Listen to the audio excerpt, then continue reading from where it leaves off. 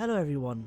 Hello dear viewers, my name is Icarus and this is Kunagooses, and we just want to say happy fucking new year to you all. Hi, yes. I believe it was meant to be like a 10-second thing and then you can swear. Not like it matters, not like we're making money anyways from this. Hello everyone. Happy New Year. Exactly, we're broke, Well, we're broke as shit. Broke, it's just we're too small to make money from this. Hello everyone, welcome back, Happy New Year. It's our first recording session in, well, the new year. Yes, exactly.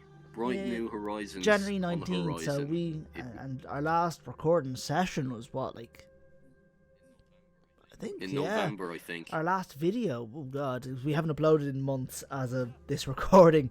Gonna try and get back to that soon. But anyways, we have just occupied a provincial capital. So there's that. I'm not 100%. Yes, indeed. The video we're looking at is a bit too grainy to tell what it is.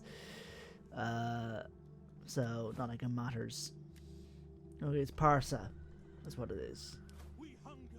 But anyways, so I believe we've only got one battle, I believe, in this video. Yes, it's towards the end. I believe. So yeah. But we are advancing on the east. I should have probably checked up what happened beforehand because it's been so long since I recorded this. Yes, our memory of this event is pretty much a blank slate, for all we're aware. So you're following along with us in this blank slate. Partly they want non-aggression, but they want me to pay them for non-aggression. I see we're potentially opting for diplomacy. Well, we're at least maybe considering it, but I say no. I usually say no to non-aggression pacts. Well, to factions that I want to fight and conquer. Bound by treaty, our lands would be Roures want non-aggression. indivisible, strong, powerful. What say you? What do we say, we? That's the question. We say nay. And then a rebel army attacks one of our more recent holdings. The army is just out of range. Jesus, they have so. Oh yeah, because our garrison is barely even formed.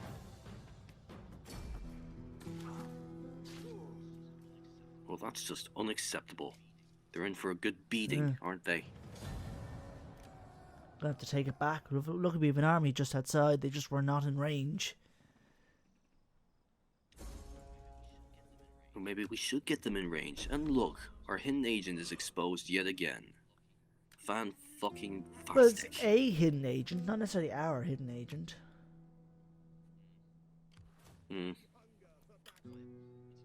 No, it's really strange though, like, the hidden agents in this game, regardless of whether they're for us or for the enemy, they're never really that effective. It makes me wonder why we even send them out in the first place. I get it's for reconnaissance and everything Spies are like good that, for but they always seem to reconnaissance. And that's really all, and sabotage to some extent, but reconnaissance is the main thing. They can just do a little bit of sabotage. As I've told you many a time, agents have been nerfed quite a bit in DEI. I know. It's just it just makes me wonder why they haven't updated it to make them a little less nerfed. Because they're too overpowered in the base game. Or maybe they could just do it like a tiny bit. I don't know. I'm sure they've made all sorts of careful considerations in the 10-ish years that they've been working on this mod. Okay. You know? Yeah. Anyway, we're moving some of our troops further the plan north. is to fight the Marians at some point. Cause yeah, Marians, they're. And we're moving the spears of Ares. Yeah, the spears of Ares. Ares, right. Yeah, Ares. Trying to see what levy troops I can get. Nothing I can get really from there. Nothing good, I don't think. Actually, no, now I think of it. That's one of the more elite Parthian horse archer units. A lancer horse archer unit.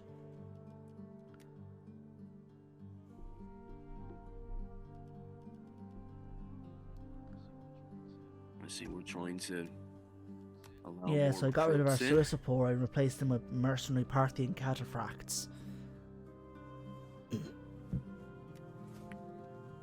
Because you can't beat cataphracts. Of course not. Cataphracts are the Well, best. they're really good at what they do. What do they do Smash again, into the actually? enemy. Oh, right. Do they serve on the front lines, actually? Well, if basically, that's the they case? are cavalry. They're completely armoured cavalry. As I talked before, the name cataphract basically means like fully enclosed in armour. Oh, Because right. Yeah, okay. these were horsemen, where both the rider and the mount were practically covered in head-to-toe in armour. They were developed, I believe, by the Parthians, though to some extent were probably an aspect of that kind of steppe nomad, kind of Scythian nomadic kind of Iranic warfare. They were that part of that. They were to some extent kind of part of that nature of that warfare, and the Parthians, who were originally call them descended from the Parni. So the history of Parthia is a bit complex. There was a region called Parthia, which had people called Parthians, but when we talk about the Parthians, we don't mean necessarily those Parthians. We mean the people that came from the Parni, that settled in Parthia. The Parni were a nomadic Scythian-like tribe. They settled in the region that was known as Parthia, which was one of the satrapal states of the Seleucids, I believe. Mm-hmm.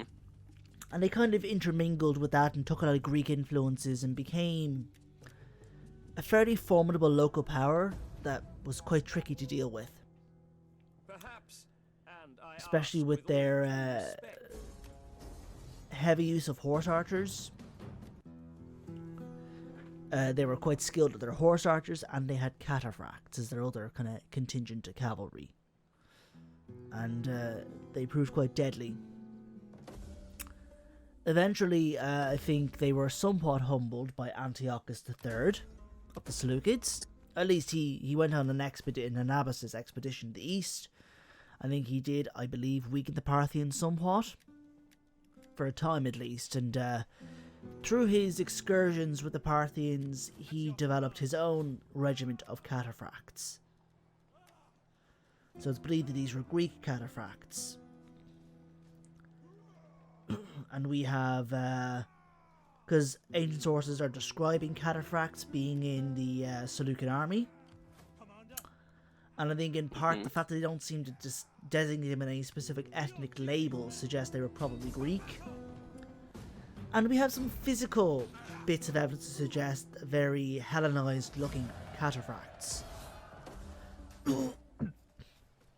There's a bronze statuette, shows what's probably thought to be maybe a Parthian or Seleucid cataphract. He's got what looks to be kind of armor all over. He's wearing a muscled cuirass. His arms and legs look like they've got like segmented bands over them. He's got a helmet with what looks like a kind of a bearded face, but that's probably a mask. Well, let's just say here's our other bit of evidence though. So, currently I believe housed in Germany, but there was in Anatolia, which is, as you know, Turkey nowadays. There was a Greek kingdom called Pergamon, or Pergamum if you're familiar with the Latin name, but Pergamon is what I'm more acquainted with. I personally wouldn't be. Anyways, but go yes, ahead I'm anyway. talking more general here. And basically, they and the Romans fought together against the Seleucids, Antiochus III, at the Battle of Magnesia, and they won. It was a bit of a disaster for the Seleucids.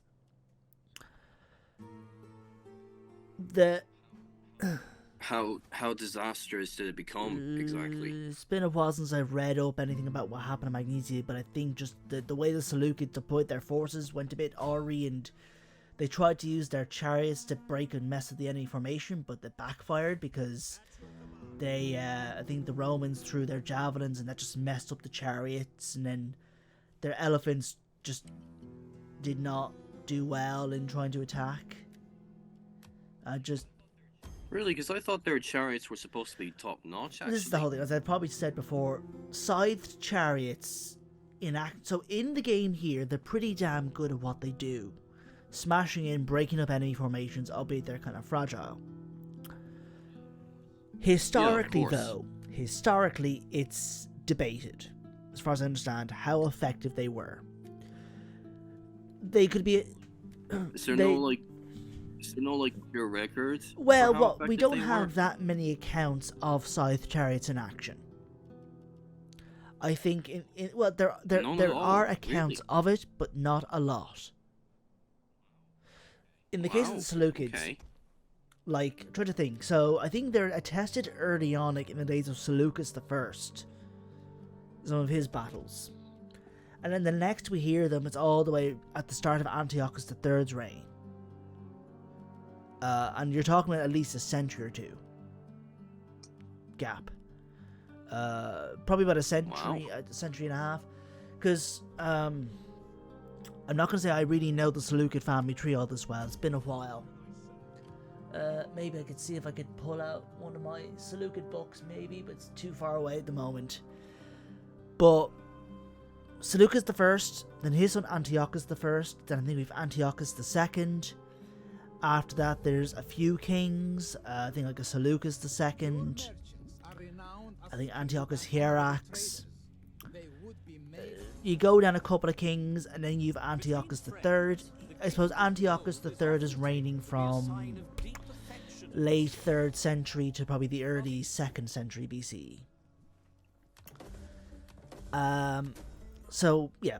Scythe chariots are a bit dubious in how effective they actually were as weapons. As shock terror weapons, pretty good. As actual good weapons of combat, iffy. See, my thinking is, like, if people didn't really report on the effectiveness of scythe chariots very well, then that probably leads me to the conclusion that they weren't always that effective. These people are not necessarily reporting on how effective they were. I'm talking about in general accounts of it being used. No, I understand that. My reasoning is just, like, if they weren't that good, then they probably just thought, it's probably not worth bringing up advice on them or something. I don't know. That's the just thing my is, part of thinking. it, part of why there's off the mark, as far as I'm aware. Part of why I believe there's a patchy record about scythe chariots is partly just because there's a patchy record about the Seleucids in general. So, well, that's what I've read. I remember it's been suggested that part of why there's not a lot known about scythe chariots, or why they're not always attested so much, is because there's not always a lot attested about the Seleucids in the time period. Yeah, you might be onto something there. But anyways, this is distracting from kind of the main point here about evidence of cataphracts in the Seleucids. So Magnesia, bit of a disaster, but what we have though is Pergamon had built this temple to Athena Nikeporos. At least that's what's known as Athena Nikeporos, Athena victory bearer victory, Athena. And this kind of great marble-y structure had what's thought to be depictions of the Battle of Magnesia, and a lot of the captive, a lot of the loot from it. Because it shows a lot of military equipment. And among the items shown is what looks to be, again, like a helmet with some bearded face that looks a lot like it's probably meant to be a mask. And we know that cataphracts typically concealed their faces. You know, I think, although he's a much later period, and I think he's talking about later era Parthian or Sassanid cataphracts, but I think Ammianus Marcellinus talks about, I think he mentions how cataphracts typically had their faces covered in masks or in like kind of like a veil of male or something like that. I'm assuming it was to strike fear in the Well, hearts of possibly their one enemies. factor, but it also was way of just simple, another more practical reason, protection. You're protecting your Really? face. Well, yeah, obviously, but I mean, like, obviously you want to protect your face, absolutely. But if the masks were made in an intimidating way, seeing as how they're barreling Well, yeah, towards I'm not the saying... enemies, you know, and yeah. covered head to toe, you know, it might be an I'm effective sure it scare would be. tactic as well. This is the thing, I'm not trying to say necessarily that it's one or the other. No, yeah. I agree with you. Oh yeah, it and then you could both also for all just we also know. thinking of this, they're people, they're humans. It could also just be because it's cool. These guys might think, oh, that's pretty cool. But I suppose if you're, you know, there could be all sorts of reasons. You know, sometimes there's even the rule of cool. But the main thing is that it seems very likely, you know, especially I think for the Greeks at this point, I think being bearded was a bit unusual, I believe. That's just the Really? way Why? the trends were. I think to some extent it was not too common being bearded. Like even with the Galatians, they were not typically bearded. A lot of depictions. Maybe that's where No Shave November originated from. That's where we have depictions showing they're a bit more clean shaven. That's where having a bearded face is a bit odd, and part of why it's thought to have been a mask. Was it like culturally insensitive, or was it just like culturally I uncommon? guess just Let's just say. uncommon. Just the general cultural fashion trends, you might just say. It just seems really. It just seems like a really weird thing to. Well, it's not that be people are upset about like, that. It's just that like, that just wasn't the trend. You know, it's like how even in the modern day, like Japan, for example, tends to favor and lean towards clean-shaven men. It's just the way it is, kind of culturally, and just the kind of trend, if in a sense. I suppose it doesn't count for all of modern day. I mean, like there are people who like to be clean shaven, and then there are those who like to be bearded as this well. is not but, these are absolutes. It's just that generally. But like to have a culture that's completely against, or just considered the idea of a beard in general to be unconventional. Well, no, just saying. Seems Well, unconventional more in just to itself. say that you're talking about a culture that didn't normally have people who were. It wasn't probably super common to have people who were bearded. It's a weird. It's just a weird thing. I'm saying, you know. Might be a bit peculiar, but that's the way it generally worked. At least that's the thing, and I guess part of it is the fact that They do their I guess the thing. other thing to consider is that a lot of people may have wanted to say emulate Alexander the Great, and he was known for being clean-shaven. Yeah, they do them. I guess, you know. I'm not gonna question their. I'm not going to question their fashion style, because that's not really my area of expertise anyway, Oh so yeah, sure. we'll just So accept it for what it was. the main thing was, I think part of what makes them lean towards, oh, these are probably face masks, is I think partly because it was more normal to be clean-shaven. At least it just wasn't as common to be bearded. So that's part of why they... I just remember... Also, it probably would have been uncomfortable, like the beard scratching up against the mask like that, especially a heavy mask like those ones. Yeah, it probably wasn't the most, probably wouldn't have been the most comfortable. It's part of where they wear, kind of go, say. well, the reason these bearded faces are probably masks, but like a bearded face mask, you know, is the idea. But it could also just been that it would have been uncomfortable to have a beard underneath all that face masks metal as well, but it could have been either one, honestly. It's more just to simply say that those are some of the evidence suggests, you know, kind of Greek-style cataphracts. So I know those are some of the main kind of forms of evidence suggesting Hellenic cataphracts. I know there was, I think it was in Iconium, they discovered what was remains of cataphract armor.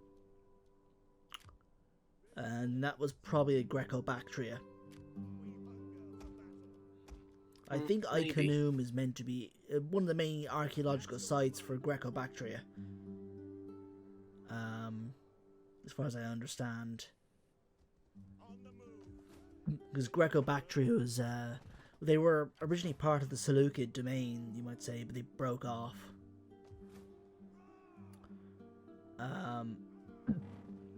and all sorts of interesting stuff that comes from that area. Like there's the Campir Tepe terracotta, which shows a Thorakites.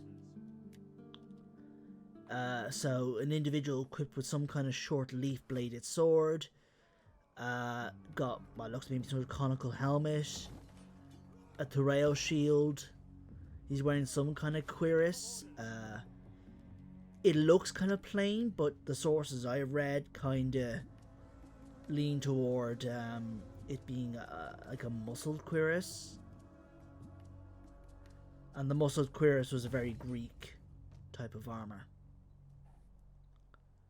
Plus, having a Thoreos is a bit... By that point, you know, you're talking the Greeks generally being using the Thoreos by this point. But yeah. But I'm assuming it was highly effective at the very least. Which, the Thoreos? Well, yeah, the Thoreos would have been probably a reasonably effective shield. It was pretty light and maneuverable. You know, and it covered a good chunk of the body. You know, that's why... What Oval. kind of shape was it? Oval, okay. Yeah, it definitely would have been. It would have been made of wood, and maybe a bit of leather or hide. Now, wooden shields seem a bit... I bet... I'm gonna take a guess and say they were probably the cheapest ones to have, because can't wooden shields break very easily? Most shields are made of wood. Shields in general are made of wood. You just mind if you... Because wouldn't, like, metal shields be more effective? The thing is, because, though, like, I don't think you have shields totally made of metal. Shields are made of wood, and then probably some shields were reinforced with some metal. Like, the Greek aspis. That's the shield used by hoplites. That was made of wood, but it was covered in a layer in a sheet of bronze. Oh, so, like, it was metal coated over the wood, The basically. Roman scutum was made of wood and covered with leather, and then it had like an iron boss and spine. Yeah, because I know that there were shields back during those times that were just wood and nothing else. The Thracian peltate was made of wood or wicker and covered in animal hide. They seem like weak ass Well, shields, the honestly. thing is that I mean, like... they would have... Shields were made of whatever materials you could use them out of, and the thing is, you're not just... You have to weigh different concerns. What is Like your what, for fighting example? style? Are you trying to be fast and maneuverable, or are you trying to rely... Are you going to be fighting in a denser formation where having a heavier shield is beneficial? Basically, what is your way of fighting? Are you a fast, maneuverable type of person? Are you running around the battlefield, throwing javelins around, or, you know, flinging slingshots? You know, or are you more lightly geared? Or are you fighting in a big, dense formation where maybe where you might need a heavier shield? So, you know, because you have to think about the fact that you're weighing up the considerations of protective abilities, and maneuverability and weight. Yeah, That's I the suppose whole that thing with makes armor. sense. You know, not everybody can, or maybe even should, go into a battlefield covered head to toe in the finest and heaviest of plate and mail armor, because you don't need. Well, of course, it reduces your maneuverability, as well as it obviously. being expensive as hell. And in this time period, it is the norm for one to provide their own equipment. Sure, I get the suspicion that being covered head to toe in heavy armor like that would probably be reserved for someone really important in the army, like the general or something like that, because you want to keep them Well, alive I guess at all put simply, costs. well-off people are more likely to equip themselves in plenty of armor because they can afford it. Yeah, of course. So, yeah, and again, the idea of a state-financed military was rare. And usually only for bigger, larger, wealthier states, if they needed it.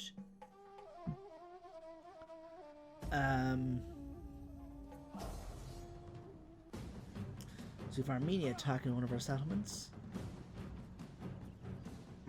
Doesn't seem to look too good on our end. An infantry heavy army. Though maybe I could have stood a chance auto-resolving it. Stood a chance actually manually resolving it, but I chose to auto-resolve. And we didn't. Not well. Yeah, but anyways. Seem to be getting a good few defeats here. And we just But that run was away. more, I think, an enemy running away. Oh. We're back after a rather prolonged and stressful technical difficulty. We have swapped. That's a bit of an understatement if I say so myself. We swapped over to talking via Zoom instead of Jitsi because that was not working for him. I didn't even know if it was working for him, honestly. Yes, So, it seemed fine, and it seemed like, you know, whenever, like, it seemed looking okay from my end. It's just you suddenly just glitched out and then left. And then when we're trying to get you back in, you're sort of in, but you're sort of not. You know. and then, like, I tried setting up my own meetings, and then it wouldn't accept, or, like, it was just taking way too long for it to load up. I even tried setting up a Zoom meeting, but then I needed to update my Zoom. I had to update report. Zoom, but anyways, Yeah. we are back. We are sorting it out, and we've sorted it for now. Yes, and we are Yes. ready to wrap this up. Anyway, where are we at Just now? overviewing a few things, checking out some stuff, building up armies, you know the rest. Usual Got a rebel shindigs. army that we're trying to deal with.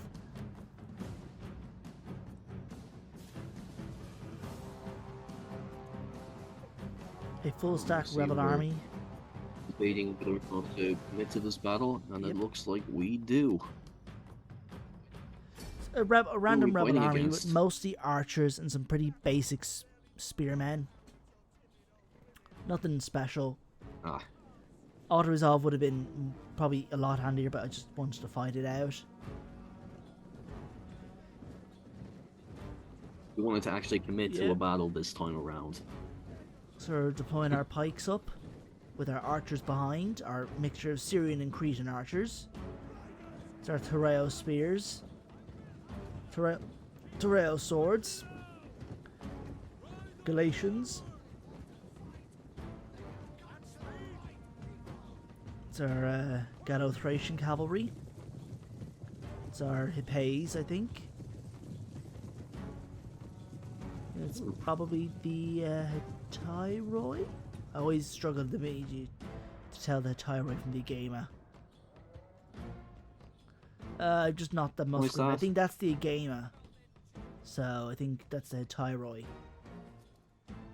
So our general probably is the Agama. Oh, okay, but we'll then. just have to see. That's our Tarentines.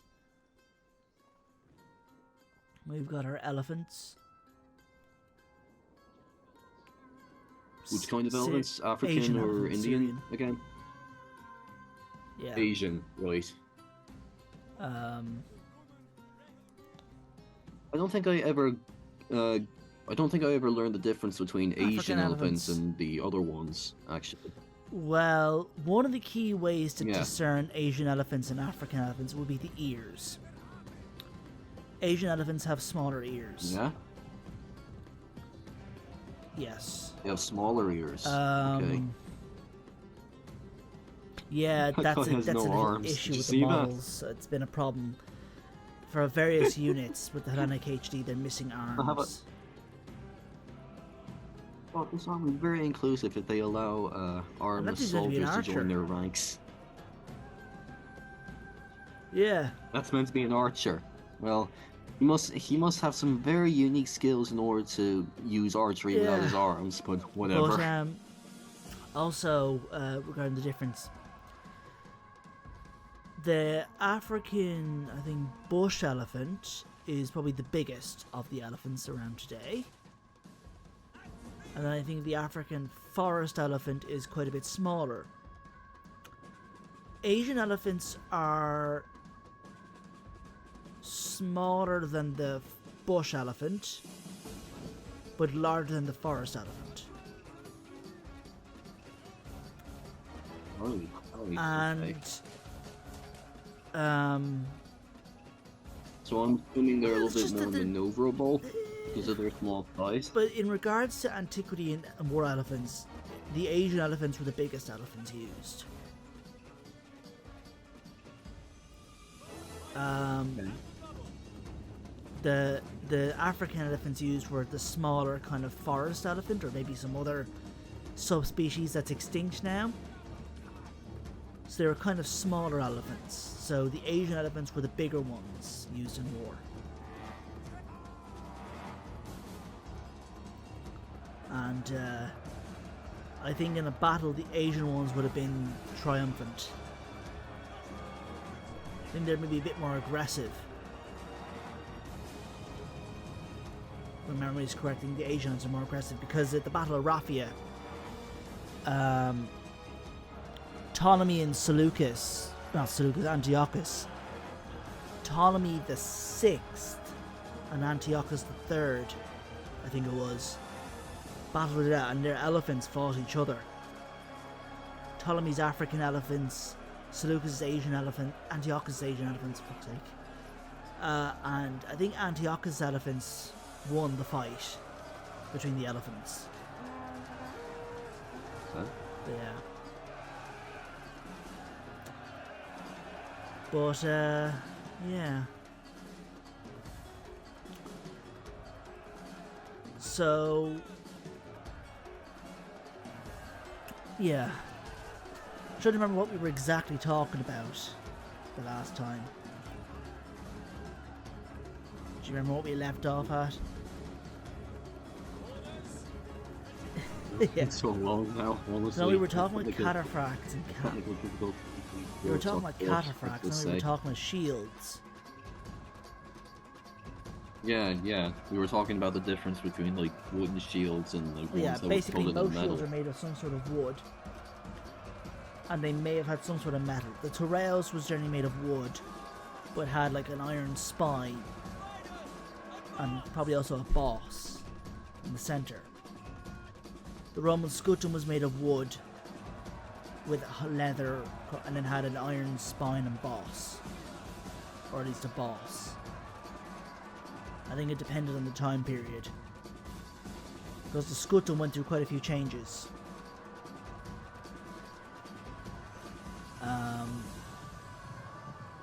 But yeah.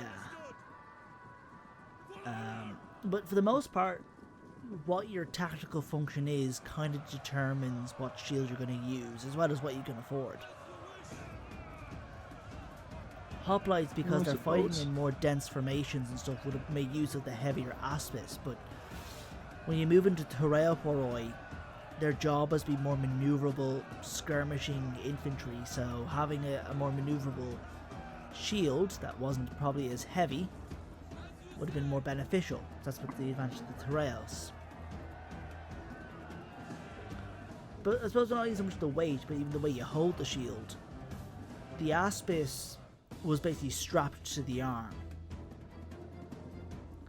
So you have a That's grip, a new way of but holding it. you're also having straps to you, so it's strapped to your forearm, whilst you hold on to a grip. The Torreos was different. It just seemed to just had a grip. I think like not always grip with horizontal, vertical. I think it's horizontal grip, which meant you could easily lift the shield up and move it around. A bit more easy to move around because it's not as restricted. So, yeah, that was probably one advantage of the Torreos. over the Aspis. And I think by that time period, people would have had a harder time affording all the heavy gear that made up a hoplite. And they weren't as useful anyways. Yeah.